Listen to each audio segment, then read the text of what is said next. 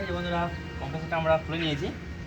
এই মিটসুবিশি ইলেকট্রিকের পুরোনো কম্প্রেসার যেটা খারাপ ছিল বলেছিলাম, আমরা খুলে নিয়েছি।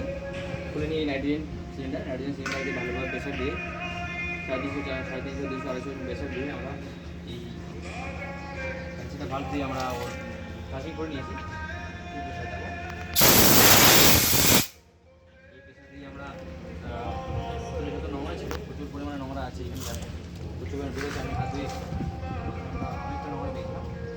তো আরেকবার ভালোভাবে প্লাস যদি আর কোনো নোংরা না থাকে, ওই জন্য এটা আমাদের এখন আমরা এখানে নতুন যে কম্প্রেসারটা আমরা রেখে লাগিয়ে দেবো, বন্ধ করে তাই জন্য যেটা হয়ে যাবে আমাদের।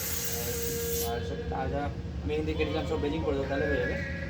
আর যখনই আমরা নতুন কোনো কম্প্রেসার লাগাই না কেন, তখন আমাদের এই কম্প্রেসারের যে কন্ডেন্সার কয়েল আছে সেটা একবার ভালোভাবে ফ্লাশিং করে নেওয়াটা দরকার। তাহলে কম্প্রেসারের লংজিভিটি অনেকটা বেশি দিন ভালো থাকে, আর কম্প্রেসারটা খারাপ হওয়ার চান্সটা অনেক কম থাকে। তো যখনই কোথাও কোনো কম্প্রেসার কেউ চেঞ্জ করবে, তো মনে রাখবে ভালোভাবে সেটা ফ্লাশিং করে নিয়ে আর ভ্যাকুয়াম করে নিয়ে প্রপার লিক টেস্ট করে তারপরে গ্যাস দিতে। Thank you.